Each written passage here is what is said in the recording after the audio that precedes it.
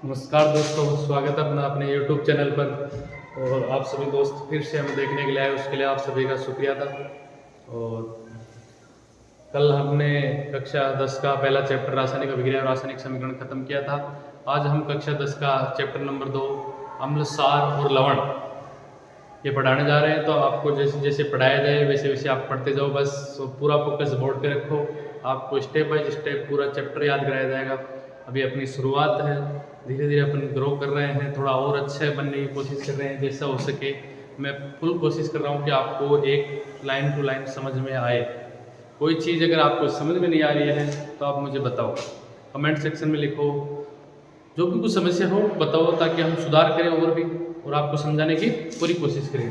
तो हम chapter number 2 पढ़ रहे थे, अम्ल, सार और लवण। तो सबसे पहले बात आती है, आप जो भी चैप्टर पढ़ रहे हो उसके बारे में आपको पता होना चाहिए कि अम्ल क्या होते हैं, सार क्या होते हैं और लवण क्या होते हैं। अरे ये पता होगा तभी तो आप चैप्टर के अंदर की चीज़ें पढ़ोगे। ये पता ही नहीं होगा तो कहाँ से पढ़ोगे। तो अम्ल क्या होते हैं, सार क्या होते हैं और लवण क्या होते हैं। तो सबसे पहले बात है कि अम्ल, अम्ल शब्द ही कहाँ से आया है, एसिड। अम्ल को इंग्लिश में क्या बोलते हैं, एसिड। सार को इंग्लिश में क्या बोलते हैं, बेस। और जो लवण होता है उसको साल्ट। लवण क्या होता है, उसको साल्ट बोलते हैं। तो सबसे पहली बात यह आई कि ये एसिड शब्द कहाँ से आया, ये अम्ल शब्द कहाँ से आया। तो ये लैटिन भाषा का शब्द था जिसका अर्थ होता है खट्टा। लैटिन भाषा में एसिड को क्या बोलते हैं हम, खट्टा। तो इसका मतलब है कि जो अम्ल होते हैं सारे, वो जो स्वाद में कैसे लगते हैं, खट्टे। अम्ल कैसे होते हैं, स्वाद में खट्टे होते हैं। और स्वाद में खट्टे होने के साथ में एक लिटमस होता है। लिटमस पेपर आपने देखा होगा, फिल्टर पेपर, लिटमस पेपर। ये क्या करता है, लिटमस किसी भी कलर किसी दूसरे प्रकार के मीडियम में उसको डुबोया जाता है तो वो अपना रंग बदल देते हैं, उनमें रंग बदलने की क्षमता पाई जाती है। लिटमस रंग परिवर्तन की क्षमता को पहचानते हैं। तो अगर किसी नीले लिटमस पत्र को उसमें डुबोया जाता है, किसमें, अम्ल में, तो नीले को कैसा कर देते हैं हम, ये स्वाद में खट्टे होते हैं, ये जलीय विलयन में H+ आयन देते हैं, और ये नीले लिटमस को कैसा कर देते हैं, लाल कर देते हैं। अगर लिटमस का कलर नीला है तो उसको कैसा कलर कर देंगे, अम्ल में डुबोने पर लाल। तो एसिड शब्द की उत्पत्ति लैटिन भाषा से लिया गया। एसिड शब्द जो किससे लिया गया, एसिड शब्द लैटिन भाषा से लिया गया जिसका अर्थ होता है खट्टा। एसिड का मतलब क्या होता है, खट्टा। तो अर्थात ये स्वाद में कैसे होते हैं, खट्टे होते हैं। एसिड स्वाद में कैसे होते हैं, खट्टे। और अगर इनको नीले लिटमस विलयन में रखेंगे तो नीले को कैसा कर देंगे, लाल कर देते हैं। जो अम्ल होते हैं वो स्वाद में खट्टे होते हैं, और ये क्या होते हैं, नीले लिटमस पत्र को कैसा कलर कर देते हैं, लाल। और ये जलीय विलयन में H+ आयन देते हैं। अगर अम्ल को आप जल में घोलोगे तो वो क्या देंगे, H+ आयन देंगे। अगर अम्ल को आप जल में घोलोगे तो वो किस प्रकार के आयन देते हैं बाहर, H+, और बाकी एक अलग मैटर रहता है। तो अम्ल के बारे में सबसे पहले आपको बताया गया कि एसिड शब्द है, उसका लैटिन भाषा के शब्द से उत्पत्ति हुई जिसका मतलब होता है खट्टा। एसिड का मतलब क्या होता है, खट्टा। तो इसका मतलब है कि जो अम्ल होते हैं वो स्वाद में कैसे होते हैं, खट्टे। अरे स्वाद में खट्टे होते हैं। और ये नीले लिटमस को अगर अम्ल में डुबोया जाएगा तो उस नीले लिटमस का कलर कैसा हो जाएगा, लाल होगा, नहीं होगा। और अगर इन अम्लों को जल में घोला जाएगा तो ये जल में किस प्रकार के आयन देते हैं, H+ आयन देते हैं। कैसे देते हैं, H+ आयन देते हैं। ये जलीय विलयन में किस प्रकार के आयन देते हैं, H+ आयन देते हैं। फिर आपको पूछ ले कि कोई प्रबल अम्लों के उदाहरण बताओ, तो प्रबल अम्ल कौन सा है, HCl। HCl क्या बोलते हैं, हाइड्रोक्लोरिक अम्ल। HCl हो गया प्रबल अम्ल। H2SO4 सल्फ्यूरिक अम्ल, ये भी क्या है, प्रबल अम्ल है। HCl भी क्या है, प्रबल अम्ल है। एक है HNO3 नाइट्रिक अम्ल, ये भी क्या है, प्रबल अम्ल। तो आपको कोई पूछ ले कि 2 प्रबल अम्लों के उदाहरण लिखिए तो आप क्या लिख दोगे, HCl, H2SO4, और तीसरा पूछ ले कोई HNO3। समझ गए। प्रबल अम्ल, प्रबल का मतलब क्या होता है, प्रबल देखो, प्रबल का मतलब होता है जो ज्यादा खट्टा हो, जिसकी मात्रा ज्यादा हो अम्ल की, वो प्रबल। और जो अम्ल कम हो, उसकी मात्रा कम हो, वो क्या होता है, दुर्बल। जिसमें अम्ल की मात्रा या उसकी सांद्रता ज्यादा हो वो प्रबल होता है, और जो दुर्बल क्या होता है, जिसकी मात्रा कम हो। तो प्रबल अम्ल कौन कौन से हो गए, HCl, H2SO4 और HNO3। फिर आपको पूछ ले दुर्बल अम्ल कौन कौन से हैं, तो CH3COOH, CH3COOH, इसको बोलते हैं एसिटिक अम्ल। ये कैसा है, दुर्बल अम्ल है। एक है लैक्टिक अम्ल। लैक्टिक अम्ल कैसा है, दुर्बल अम्ल है। लैक्टिक एसिड कैसा है? दुर्बल अम्ल है। लैक्टिक एसिड की वजह से आपको पता होगा अपने शरीर में थकान आ जाती है लैक्टिक एसिड के जमाव के कारण। जो मांसपेशियां होती है उनमें अगर लैक्टिक एसिड जमा हो जाता है तो उससे क्या होता है, अपना शरीर थकान अनुभव करता है। तो ये दो अम्ल दुर्बल है, बाकी ये HCl H2SO4 और HNO3 क्या है? प्रबल है। अब अगला आता है कि सांद्र अम्ल किसको बोलते हैं? सांद्र उसे बोलते हैं जिसमें अम्ल की मात्रा ज्यादा हो और पानी की मात्रा कम हो, उसको बोलते हैं सांद्र या कंसंट्रेट। सांद्र किसको बोलते हैं? जिसमें अम्ल की मात्रा ज्यादा हो और पानी की क्वांटिटी कम हो, वो कहलाता है सांद्र। और एक आता है तनु। तनु में क्या होता है कि अम्ल तो कम और पानी ज्यादा। तनु का मतलब होता है डाइल्यूट। डाइल्यूट इंग्लिश में बोलते हैं। डाइल्यूट का मतलब होता है उसमें पानी की मात्रा ज्यादा है। तो तनु में पानी की मात्रा ज्यादा होती है और अम्ल की मात्रा कम होती है। बल्कि सांद्र अम्ल में क्या होता है, पानी कम होता है और अम्ल ज्यादा होता है। समझ गए? ये आपका। अब अगला लेते हैं सारक। सारक तो अम्ल मैंने बताया, अम्ल स्वाद में खट्टे होते हैं, तो सारक उसका जस्ट उल्टा होता है। सारक स्वाद में कड़वे होते हैं। सारक कैसे होते हैं? स्वाद में कड़वे होते हैं। और वो क्या कर रहे थे? नीले लिटमस को लाल कर रहे थे। और सारक क्या करते हैं? लाल को कैसा करते हैं? नीला। वो नीले को लाल कर रहे थे और सारक क्या करते हैं? लाल को नीला। जस्ट उल्टा करना है। तो ये लाल लिटमस को नीला कर देते हैं। अगर लिटमस पत्थर को इनमें डुबोया जाता है तो ये लाल को कैसा कर देते हैं? नीला। वो जलीय विलयन में कैसे आयन दे रहे थे? H+ और ये कैसे देंगे? OH-। वो जलीय विलयन में H+ आयन दे रहे थे अम्ल, और सारक कैसा देंगे? OH-। ये जलीय विलयन में कैसे आयन देते हैं? OH-। प्रबल सारक पूछ ले, प्रबल सारक कौन सा है? तो प्रबल सारक के उदाहरण हो गए NaOH और KOH क्या है? प्रबल सारक है। प्रबल सारक के उदाहरण पूछ ले तो NaOH और KOH क्या है? प्रबल सारक है। और फिर पूछ ले दुर्बल सारक कौन सा है? तो ये NH4OH ammonium hydroxide. Ammonium hydroxide कैसा है? दुर्बल सारक है। NaOH सोडियम हाइड्रोक्साइड और पोटेशियम हाइड्रोक्साइड KOH। OH को बोलते हैं हाइड्रोक्साइड और Na को बोलते हैं सोडियम, K को बोलते हैं पोटेशियम। तो ये K को पोटेशियम, OH को क्या बोलते हैं? हाइड्रोक्साइड। पोटेशियम हाइड्रोक्साइड हो गया, ये क्या हो गया? सोडियम हाइड्रोक्साइड बन गया, हो गया। NH4 जिसे NH3 होता है उसको बोलते हैं अमोनिया, और NH4 को बोलते हैं अमोनियम। NH4 को क्या बोलते हैं? अमोनियम। तो ये क्या हो गया? Ammonium hydroxide. तो अमोनियम हाइड्रोक्साइड कैसा है? दुर्बल सारक। अगला आता है लवण। लवण क्या होते हैं? लवण क्या होते हैं? जब अम्ल और सार की साथ में अभिक्रिया करवाई जाती है तो जो उत्पाद होता है उसमें बनता है लवण।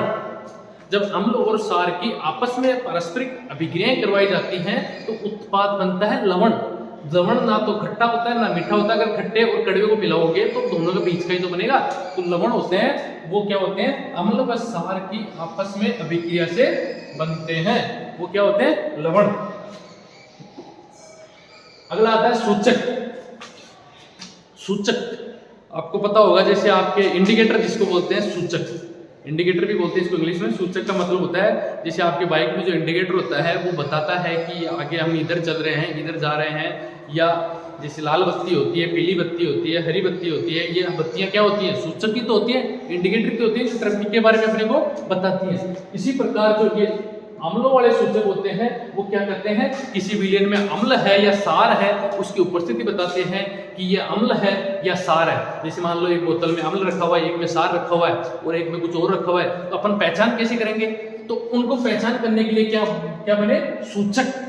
ये सूचक क्या होते हैं? किसी विलयन में अम्ल व सार की उपस्थिति दर्शाते हैं कि इसमें अम्ल है या सार है।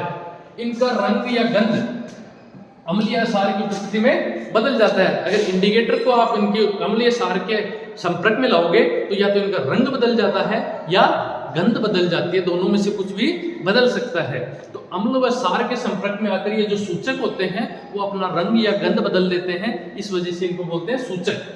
तो सूचक के बारे में पता लग गया। इंडिकेटर होते हैं, ये क्या करते हैं? किसी अम्ल या सार की उपस्थिति या संपर्क में आने पर अपना रंग व गंध बदलकर उसकी पहचान करने में काम आते हैं, तो इनको बोलते हैं सूचक। अब ये सूचक 3 प्रकार के होते हैं। एक तो होते हैं प्राकृतिक सूचक। प्राकृतिक नाम से पता चल रहा है, जो प्रकृति से सीधा मिल रहा है वो कौन सा है? प्राकृतिक सूचक। प्रकृति से सीधा प्राप्त हो रहा है वो क्या है, प्राकृतिक सूचक। दूसरा आता है कृत्रिम या संश्लेषित। कृत्रिम का मतलब होता है कृत्रिम या आर्टिफिशियल या सिंथेसिस, संश्लेषित को बोलते हैं सिंथेसिस। तो जो कृत्रिम, जो मानव के द्वारा बनाए जा रहे हैं वो क्या है, कृत्रिम। प्राकृतिक जो प्रकृति बना रही है, और गंधीय जिनकी गंध से पता लगता है सूचकों के, ये तो क्या करते हैं, रंग बताते हैं। और गंधीय सूचक क्या होते हैं, जिनकी गंध से पता चलता है कि अम्ल है या सार है। तो सूचक 3 प्रकार के होते हैं, एक तो प्राकृतिक, एक कृत्रिम और एक गंधीय। प्राकृतिक, कृत्रिम और गंधीय। प्राकृतिक सूचक क्या कहाँ पाए जाते हैं, ये कहाँ पाए जाते हैं, पौधों में। जो प्राकृतिक सूचक होते हैं वो कहाँ पाए जाते हैं, पौधों के अंदर। जैसे कौन सा है, लिटमस है, लाल पत्ता गोभी है। लाल पत्ता गोभी भी सूचक का काम करती है। हल्दी है, हल्दी में भी तो रंग पता, हल्दी के माध्यम से पता लग जाता है कि इसका यह अम्ल है या सार है, क्योंकि इसका रंग बदल जाता है। अम्ल या सार के संपर्क में आने पर हल्दी का रंग बदल जाता है। इसी प्रकार पत्ता गोभी का बदल जाता है, इसी प्रकार किसका बदल जाता है, लिटमस का। तो ये क्या हो गए, प्राकृतिक सूचक। फिर आता है कृत्रिम सूचक। कृत्रिम सूचक क्या होते हैं, ये रासायनिक पदार्थ होते हैं, अर्थात मानव के द्वारा बनाए जाते हैं। ये रासायनिक पदार्थ होते हैं, जैसे मेथिल ऑरेंज और फिनोक्थिलीन।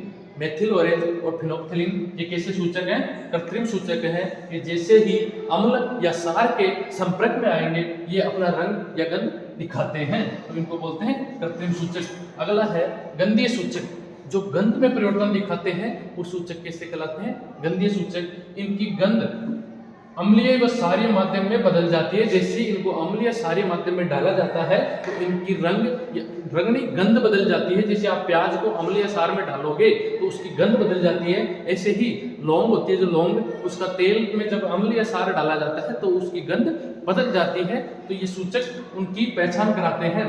तो सूचक पता लग गया आपको, ये किसी विलयन में अम्ल या सार की उपस्थिति को दर्शाते हैं कि इसमें अम्ल है या सार है। इनका रंग या गंध अम्ल या सार की उपस्थिति में बदल जाता है। सूचक 3 प्रकार के होते हैं, प्राकृतिक जो प्रकृति से प्राप्त होते हैं, उदाहरण लिटमस, लाल पत्ता गोभी और हल्दी। फिर आता है कृत्रिम जो रासायनिक पदार्थ होते हैं, जैसे मेथिल ऑरेंज और फिनोक्थिलीन। आपको प्रश्न आ जाए कि कृत्रिम कृत्रिम सूचक का नाम बताइए, तो आप बता सकते हो मेथिल ऑरेंज और फिनोक्थिलीन। ऐसे ही गंधीय सूचक जिनकी गंध से पता लग जाए वो क्या होते हैं, गंधीय सूचक। अगला है, ये तो अपन उनके भौतिक गुण पढ़ लिए कि अम्ल क्या होते हैं, सार क्या होते हैं। अब आता है कि अम्ल के व सार के रासायनिक गुण, कि रसायनों के साथ किस प्रकार अभिक्रिया करते हैं। विभिन्न प्रकार के केमिकल्स के साथ में अगर इनकी अभिक्रिया कराई जाती है अम्लों या सारों की, तो ये क्या क्या दर्शाते हैं, वो होते हैं रासायनिक गुण। और जो अपन बाहर की चीजें पढ़ रहे थे कि कैसे होते हैं, इनका कलर कैसा होता है, ये किस प्रकार क्या दिखते हैं, जो भी है वो कैसे होते हैं, भौतिक गुण। रासायनिक गुणों में क्या होता है, उनकी अभिक्रियाओं के बारे में पता लगता है कि अम्ल किसी के साथ में अभिक्रिया करके क्या बनाता है। तो अम्ल व सार के रासायनिक गुण क्या है कि जब किसी अम्ल की कोई धातु है उसके साथ अभिक्रिया कराई जाएगी तो क्या बनेगा, अम्ल की धातु के साथ में अभिक्रिया करा देंगे तो क्या बनेगा, और अधातु के साथ करा देंगे तो क्या बनेगा, सारक के साथ करा देंगे तो धातु की तो क्या बनेगा। तो जब अम्ल है उसकी अभिक्रिया धातु के साथ कराई जाती है, अम्ल की अभिक्रिया जब धातु के साथ कराई जाती है तो क्या बनता है, लवण और हाइड्रोजन गैस। जब अम्ल की अभिक्रिया धातु के साथ कराई जाती है तो लवण और हाइड्रोजन बनता है, लवण और हाइड्रोजन गैस। किसकी अभिक्रिया, अम्ल की जब धातु के साथ कराई जाती है तो लवण और हाइड्रोजन। जिसे HCl प्रबल अम्ल बताया था मैंने, ये क्या है, अम्ल है। जिसमें H+ है वो क्या है, अम्ल। HCl की जिंक क्या है, धातु तो है। जिंक का आपको परमाणु क्रमांक पता होगा, 30 नंबर पे आता है। जब HCl की जिंक के साथ अभिक्रिया कराई जाती है तो ZnCl2। Cl2 क्यों बना, क्योंकि जिंक के ऊपर संयोजकता कितनी होती है, +2। जिंक के ऊपर +2 और Cl पर -1, तो इधर 2 इधर 1, तो इनको तीरे गुणा कर दो। तीरे गुणा करोगे तो ZnCl2, यही तो बनेगा लवण। अरे सूत्र बनाना तो आता है ना आपको, उसके ऊपर इतना है उसके ऊपर उतना है, तो इसके 2 तो इसके लगा दो, इसका 1 इसके लगा दो। तो जैसे अम्ल की धातु के साथ अभिक्रिया कराई जाती है तो ये ZnCl2 लवण बनता है और उसके साथ में हाइड्रोजन गैस बनती है। ये गैस कहाँ निकल जाती है, बाहर। हाइड्रोजन गैस कहाँ निकल जाती है, बाहर। और इस गैस को पहचानने के लिए कौन सा टेस्ट किया जाता है, पोप टेस्ट। ये जो धातु के साथ में अम्ल की अभिक्रिया कराई जाती है तो हाइड्रोजन गैस बाहर निकलती है, उस हाइड्रोजन गैस की पहचान उस हाइड्रोजन गैस की पहचान कौन से टेस्ट से की जाती है? Pap test. किससे की जाती है? पोप टेस्ट से। ऐसे ही सारक के साथ अभिक्रिया, जब सार की अभिक्रिया धातु के साथ कराई जाती है तो सेम वही फॉर्मूला है, लवण और जल बनता है, लवण और गैस बनती है हाइड्रोजन गैस। सार की अभिक्रिया धातु के साथ कराई जाती है, लवण और हाइड्रोजन गैस। जैसे NaOH है, NaOH सारी तो था, मैंने बताया था अभी प्रबल सार, उसकी अभिक्रिया जिंक जो धातु है उसके साथ करवाई जाती है। तो जिंक और सोडियम Na2ZnO2 बनाते हैं, Na2ZnO2, ये क्या है? लवण है, और साथ में क्या बनती है? Hydrogen gas. तो इस हाइड्रोजन गैस की पहचान भी कौन से की जाएगी? पोप टेस्ट से। तो किसी धातु की अम्ल व सार के साथ अभिक्रिया कराने पर लवण और हाइड्रोजन गैस बनती है। सीधा सा ये ध्यान रखना है, अम्ल या धातु दोनों की सार के या अम्ल के साथ में अभिक्रिया करवाई जाती है तो दोनों में ही, अम्ल और सार के साथ में ही लवण और हाइड्रोजन गैस बनती है, और उस हाइड्रोजन गैस की पहचान पोप टेस्ट के द्वारा की जाती है। Pap test. अब आता है, अपन ने तो पहले धातु के साथ में अभिक्रिया पढ़ ली, किसकी? अम्ल और सार की। अब धातु के अलावा किसकी? कार्बोनेट। कार्बोनेट समझते हो आप क्या होता है? CO3-2 को बोलते हैं कार्बोनेट। CO3-2 को कार्बोनेट। और जब इसके आगे कोई धातु लग जाए तो उसको क्या बोलते हैं? धातु कार्बोनेट। CO3 को क्या बोलते हैं? कार्बोनेट। और जब उसके आगे कोई धातु लग जाए तो वो क्या होता है? धातु कार्बोनेट। तो जब धातु कार्बोनेट और बाइकार्बोनेट, बाइकार्बोनेट क्या होता है? SCO3। बाइकार्बोनेट किसको बोलते हैं? SCO3। और ओनली CO3 को क्या बोलते हैं? कार्बोनेट। धातु कार्बोनेट और बाइकार्बोनेट के साथ अम्ल व सार की अभिक्रिया कराई जाती है तो क्या होता है? अम्ल के साथ जब धातु कार्बोनेट की अभिक्रिया कराई जाती है तो लवण, लवण तो उसमें बन रहा था, इसमें बन रहा है, साथ में क्या बन रहा है? कार्बन डाइऑक्साइड गैस और पानी। जब अम्ल की अभिक्रिया धातु कार्बोनेट के साथ कराई जाती है तो लवण बनता है, साथ में CO2 गैस। उसमें कौन सी गैस बन रही थी? हाइड्रोजन। और इसमें CO2 गैस, और साथ में क्या बन रहा है? पानी। देख लो, HCl क्या है? अम्ल है, और अम्ल की अभिक्रिया धातु कार्बोनेट के साथ करा रहे हैं तो क्या बन रहा है? लवण, गैस और जल। जब अम्ल व सार की अभिक्रिया इनसे कराई जाती है, किसे? धातु कार्बोनेट और बाइकार्बोनेट के साथ, तो सबसे पहले धातु कार्बोनेट की अभिक्रिया अगर अम्ल साथ कराई जाती है तो लवण बनता है, CO2 गैस बनती है और जल बनता है। और जब धातु बाइकार्बोनेट के साथ कराई जाती है, बाइकार्बोनेट का मतलब होता है SCO3, जब अम्ल की अभिक्रिया धातु बाइकार्बोनेट के साथ कराई जाती है तो भी लवण, CO2 और जल बनता है, सेम बनते हैं। और ये धातु कार्बोनेट और धातु बाइकार्बोनेट सारक के साथ कोई अभिक्रिया नहीं करते हैं, सिर्फ किसके साथ करते हैं? अम्ल के साथ में। धातु कार्बोनेट और बाइकार्बोनेट से अम्ल के साथ अभिक्रिया करते हैं, और अम्ल के साथ अभिक्रिया करके ये क्या बनाते हैं? लवण, CO2 गैस और जल। लवण, CO2 और जल किसके साथ में? धातु कार्बोनेट और बाइकार्बोनेट के साथ। वो भी कौन? अम्ल। सारक कोई अभिक्रिया नहीं करते। ये देखो, लवण, CO2 गैस और जल। अब ये CO2 गैस होती है, CO2 गैस है, ये जो CO2 गैस धातु कार्बोनेट और बाइकार्बोनेट के साथ निकल रही है उसको जब चूने के पानी में प्रवाहित किया जाता है, चूने का पानी कौन सा होता है?